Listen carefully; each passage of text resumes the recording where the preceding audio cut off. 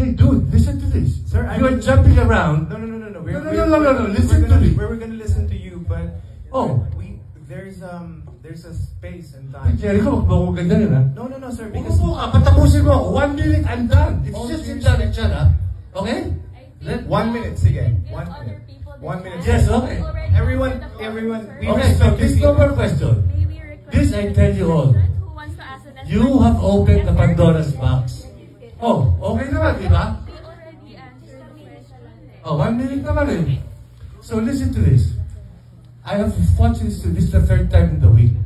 Nung umpisa, okay pa ako. And then I've seen all the comments and all the bashing on media, on social media. So what you have opened, Mr. Taro, is a Pandora's box. Maraming mga Pilipinong bata ngayon hindi naman nag-aral. Alam ba nyo that we got women suffrage before France? Alam ba nyo na mismo Hacienda de Quezon, pinamahagi niya? Libre? Teka, hindi pa ako tapos. Yes, kakainin mo yung 1 minute ko eh. I have 45 seconds.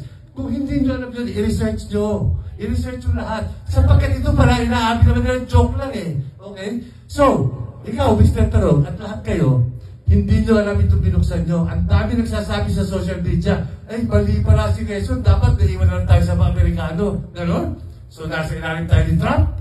Anyway, hindi nyo alam ang ginawa nyo. Dahil kayo, gusto nyo kumita ng pera, gusto nyo sumikat, sinalaula ninyo ang alaala ng isang pamilya nagbuwis ng buhay. Ang lola ko, inubos yan. Kasama ng tita baby ko, kasama ng unang asawa ng nanay ko.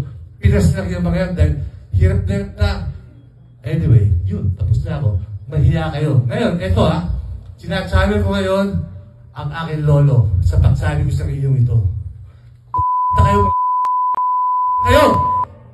Thank you, sir. We're out of here.